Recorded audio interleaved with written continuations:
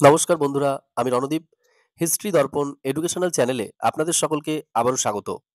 আজ আমাদের আলোচনার মূল টপিক হলো যারা এবছর 2025 সালে উচ্চ মাধ্যমিক পরীক্ষা পাশ করে কলেজের প্রথম সেমিস্টারে ভর্তি হয়েছো, অর্থাৎ যারা কল্যাণী ইউনিভার্সিটির অধীনস্থ যে কলেজগুলোতে প্রথম সেমিস্টারে ভর্তি হয়েছো এবং যাদের মেজর কোর্সে হিস্ট্রি রয়েছে, তাদের এই 2025 সালে হিস্ট্রি প্রথম সেমিস্টারে কী ধরনের প্রশ্ন পড়তে হবে অথবা কি ধরনের প্রশ্ন পড়লে তারা খুব ভালোভাবে উপকৃত হতে পারবে এবং খুব ভালো একটা নাম্বার পরীক্ষায় তুলতে পারবে। যাদের পরীক্ষাটা হবে কিন্তু 2026 সালের জানুয়ারি মাসের শেষের দিকে বা ফেব্রুয়ারি মাসের মাঝামাঝি সময়।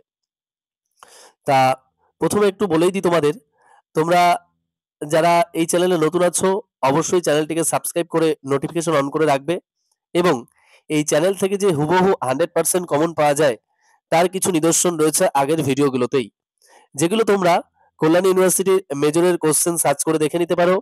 ফোর্থ সেমিস্টার, সেকেন্ড সেমিস্টার অথবা মাইনরের কোশ্চেন সার্চ করেও দেখে নিতে পারো হিস্ট্রি, অথবা বেঙ্গলি মাইনরও সার্চ করে দেখে নিতে পারো, অথবা এসএসসি পেপার সবগুলোই কিন্তু তোমরা সার্চ করে দেখে নিতে পারো। লাস্ট মিনিট সাজেশনের ভিডিওতে দেওয়া রয়েছে এবং তোমরা কোশ্চেন সার্চ করলেও পেয়ে যাবে। তো অবশ্যই তোমরা কোশ্চেনের সাথে সাজেশন মিলিয়ে নেবে, তাহলে বুঝতেই পারবে যে কতটা অথেন্টিক এবং কত কম প্রশ্ন দেওয়া হয় এবং 100% কমন সহকারে। তা তোমরা অনেকেই আমাদের পিডিএফ নিয়েছো এবং উপকৃত হয়েছো এবং তারা আমাদেরকে জানিয়েছো যে অসংখ্য ধন্যবাদ এবং খুব তাড়াতাড়ি আমাদের তৃতীয় সেমিস্টার এবং পঞ্চম সেমিস্টারের পিডিএফ দিন স্যার। তাদের উদ্দেশ্যে বলছি, তোমরা সবাই পিডিএফ পাবে, কোনো অসুবিধা নেই, কিন্তু পুজোর পর।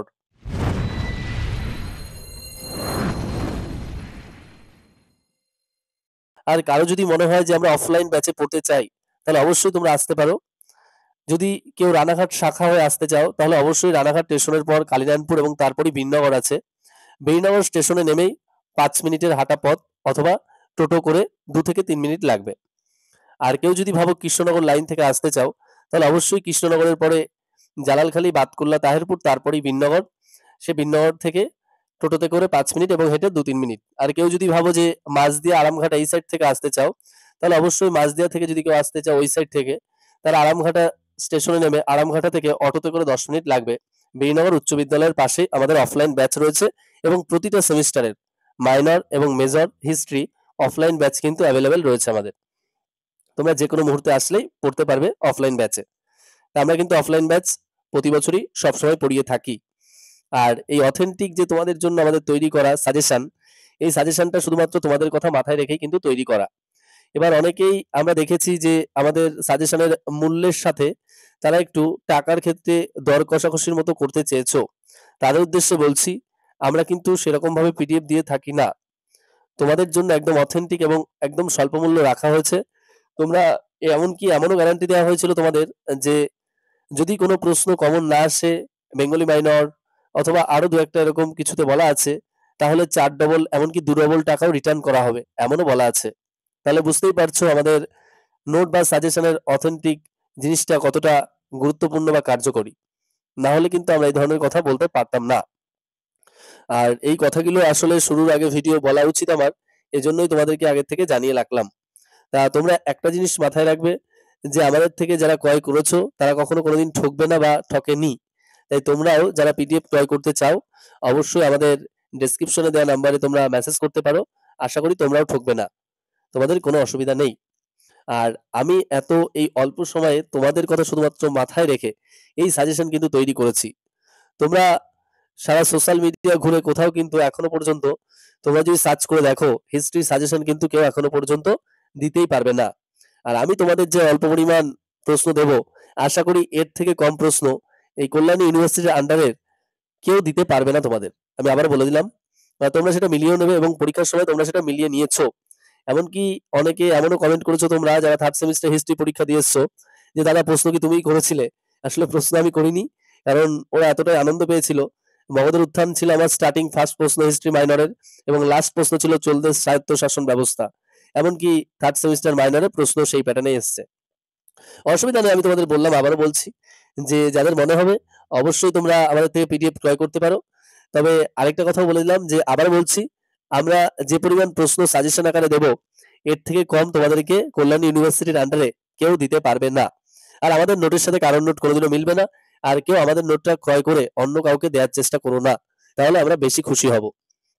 আর আমরা তোমাদের কথা মাথায় রেখে history major, history SEC, history minor, Bengali minor এবং পল সায়েন্স মাইনর একদম অথেন্টিক নোট নিয়ে এসেছি, যেগুলোর মাধ্যমে তোমরা একদম স্বল্প প্রশ্ন পড়ে একটা হিউজ নাম্বার পেতে পারবে। আর আজ আমি তোমাদের এই প্রথম সেমিস্টারে বেশ কিছু প্রশ্ন আলোচনা করব, অর্থাৎ 10টা প্রশ্ন আলোচনা করে দেব। এই 10টা প্রশ্ন তোমাদের জন্য খুবই কার্যকরী এবং গুরুত্বপূর্ণ। এবার অনেকের মনে হতেই পারে প্রথম 6 মিনিট তো দাদা কিছু বললেই না, তুমি শুরু করেছো 6 মিনিটের পরে গিয়ে প্রশ্ন। তা প্রথমে যে 6 মিনিট কথাগুলো বললাম এই কথাগুলো খুবই গুরুত্বপূর্ণ এবং কার্যকরী। তোমরা অবশ্যই এই কথাগুলোর যদি মূল্য বুঝে থাকো তাহলে অবশ্যই তোমরা তার প্রতিক্রিয়া আমাকে দেবে, আর যদি না বুঝে থাকো সেক্ষেত্রে আমি দুঃখিত। তাহলে শুরু করা যাক আজকের প্রথম প্রশ্ন। প্রাচীন ভারতের ইতিহাস চর্চায় উৎখনন ও অনুসন্ধানের ভূমিকা আলোচনা করো। নেক্সট, প্রাচীন ভারতের ইতিহাসের উপাদান হিসেবে লিপি ও মুদ্রার গুরুত্ব আলোচনা করো। নেক্সট, প্রাচীন ভারতের ইতিহাস নির্মাণে বৈদেশিক সাহিত্যের গুরুত্ব আলোচনা করো। নেক্সট, প্রাচীন ভারতে নিম্নপ্রস্তর যুগের হাতকুড়াল সংস্কৃতি সম্পর্কে আলোচনা করো। নেক্সট, নব্যপ্রস্তর যুগের সংস্কৃতি বা স্থানগুলির বিবরণ দাও। এর সাথেই এই নব্যপ্রস্তর যুগের ধর্মবিশ্বাস সম্পর্কে আলোচনা করো। নেক্সট, মধ্যপ্রস্তর যুগের সংস্কৃতি সম্পর্কে আলোচনা করো বা মেগালিথিক বা ক্ষুদ্রাশ্মীয় সংস্কৃতির বিবরণ দাও বা মধ্যপ্রস্তর যুগের বৈশিষ্ট্যগুলি আলোচনা করো। নেক্সট, মেহেরগড় সভ্যতার পরিচয় দাও বা মেহেরগড় সভ্যতা সম্পর্কে টিকা লেখো। প্রাচীন ভারতের ইতিহাস ব্যাখ্যা করার ক্ষেত্রে বামপন্থী বা মার্ক্সবাদীদের ভূমিকা আলোচনা করো। এর সাথেই সাম্রাজ্যবাদী ঐতিহাসিকদের দৃষ্টিভঙ্গি আলোচনা করো। অর্থাৎ এমনভাবে আসতে পারে যে প্রাচীন ভারতের ইতিহাস রচনার ক্ষেত্রে মার্ক্সবাদী এবং সাম্রাজ্যবাদীদের একটা তুলনামূলক দৃষ্টিভঙ্গি আলোচনা করো। নেক্সট, প্রাচীন ভারতের ইতিহাসের প্রত্নতাত্ত্বিক উপাদান সংক্ষেপে লেখো। এক্ষেত্রে কিন্তু দেশীয় সাহিত্য, বৈদেশিক সাহিত্য, লিপি, মুদ্রা, স্থাপত্য, ভাস্কর্য সবকিছুই কিন্তু ইনক্লুড হয়ে যাবে। নেক্সট, পরবর্তী বৈদিক যুগের ধর্মীয় দৃষ্টিভঙ্গি সম্পর্কে আলোচনা করো। এই যে তোমাদের প্রশ্নগুলো আমি বলে দিলাম, আশা করি এই এত অল্প সময়ে তোমাদেরকে কেউ এখনো পর্যন্ত সাজেশন দিতে পারবে না। আর আমি আবার বলছি, আমি তোমাদের যে পরিমাণ প্রশ্ন সাজেশন দেব টোটাল কল্যাণী ইউনিভার্সিটির আন্ডারে, এর থেকে কম প্রশ্ন তোমাদেরকে কেউ সাজেশন হিসেবে কিন্তু দিতে পারবে না। আবার বললাম, আর আমি এটুকুও বললাম তোমাদের, আমি তোমাদেরকে যে স্বল্প মূল্যে পিডিএফ দিচ্ছি তারপরেও কেউ কিন্তু টাকার জন্য দর কষাকষি করবে না, কারণ এত স্বল্প মূল্যে এত অথেন্টিক জিনিস কিন্তু তোমাদের কেউ দিতে পারবে না। তাই তোমরা চারিদিক ভালো করে যাচাই করে এবং তারপর পরীক্ষার প্রশ্নপত্র এবং সাজেশনগুলো একটু মিলিয়ে তারপর দেখো। আশা করি তোমরা মূল্য বুঝতে পারবে। আর পরবর্তী পরীক্ষার যে প্রশ্নগুলো রয়েছে আমি 2-1 দিনের মধ্যেই দেওয়ার চেষ্টা করব। তোমরা দেখে নিলে আশা করি তোমাদেরও খুব ভালো হবে। আর আমি শারীরিক অসুস্থতার জন্য এই কিছুদিন ভিডিও বানাতে পারছি না, এজন্য তোমাদেরকে দিতেও আমার খুব অসুবিধা হচ্ছে। আর আরেকটা কথাও, তোমরা অনেকেই বলেছিলে যে দাদা বা স্যার প্রশ্নগুলো যদি একটু স্ক্রিনে দেয়া যেত তাহলে খুব ভালো হতো। আমি তোমাদের কথা দিয়েছি অক্টোবর মাস থেকে প্রশ্নগুলো স্ক্রিনে আসবে, তাই অক্টোবর মাস অবধি তোমরা অপেক্ষা করো আর 7-8 দিন, অবশ্যই প্রশ্নগুলো কিন্তু স্ক্রিনে আসবে। তাও আমরা চেষ্টা চালাচ্ছি, যদি এর মধ্যে সম্ভব হয় আমরা এর মধ্যেই প্রশ্নগুলো স্ক্রিনে দেওয়ার চেষ্টা করব। আর এই ধরনের ভিডিও পাওয়ার জন্য তোমরা অনেকেই উপকৃত হবে আশা করি। আর অনেকেই তোমরা কমেন্টও করেছো যে অধ্যায় ভিত্তিক যদি সাজেশনগুলো বলা হয় প্রশ্ন খুব ভালো হয়। আমি তাই সেই ভাইটির কথা মাথায় রেখেই শুধুমাত্র অধ্যায় ভিত্তিক ভাবেই কিন্তু আমি আজকে তোমাদের আলোচনা করলাম। তোমরা প্রশ্ন দেখলেই বুঝতে পারবে। তাই আমি কিন্তু ঠিক প্রথম যে অধ্যায়টা তোমাদের প্রাচীন ভারতের ইতিহাস চর্চা ফার্স্ট ইউনিট, সেটা থেকেই কিন্তু আজকে আলোচনা করলাম। তা আশা করি তোমরা এই ভিডিওর মাধ্যমে যদি একটু উপকৃত হয়ে থাকো অবশ্যই লাইক কমেন্ট করে জানাবে, এবং আরো কি ধরনের ভিডিও পেলে তোমরা আরো বেশি উপকৃত হবে অবশ্যই জানাবে। আর তোমরা অনেকেই জানতে না যে আমি পিডিএফও দিয়ে থাকি, তাই তাদের উদ্দেশ্য বলছি, প্রথম সেমিস্টার, তৃতীয় সেমিস্টার এবং পঞ্চম সেমিস্টারের ইতিহাসের সকল পেপার, অর্থাৎ যেগুলো রয়েছে তোমাদের মেজর, মাইনর এবং এসিসি পেপার, এবং তার পাশাপাশি বেঙ্গলি মাইনর 100% সহকারে কমন, না আসলে টাকা 3 ডবল রিটার্ন দেওয়া হবে, আমি এখন আবার বলে দিলাম। এছাড়া যে পলিটিক্যাল সায়েন্স রয়েছে সেই পলিটিক্যাল সায়েন্সটা কিন্তু তোমাদের দেওয়া হবে। অর্থাৎ বেঙ্গলির ক্ষেত্রে আমি বারবার তোমাদের আবার বলছি যে যদি বেঙ্গলি থেকে কোনো সাজেশন না আসে তাহলে কিন্তু এবারে আমি টাকা ৩ ডবল রিটার্ন দেবো। আবার বললাম তোমাদের। তা তোমরা সেটা মাথায় রেখো মাইনরের ক্ষেত্রে। আর হিস্ট্রিটা সম্পূর্ণ আলাদা হিস্ট্রি আমি তোমাদের সুন্দরভাবে দিয়ে দেবো। এর বাইরে কোনো প্রশ্ন আসবে না। আর আমি যা সংখ্যক তোমাদের সাজেশন বা প্রশ্ন দেবো এর থেকে কম তোমাদের কেউ দিতে পারবে না।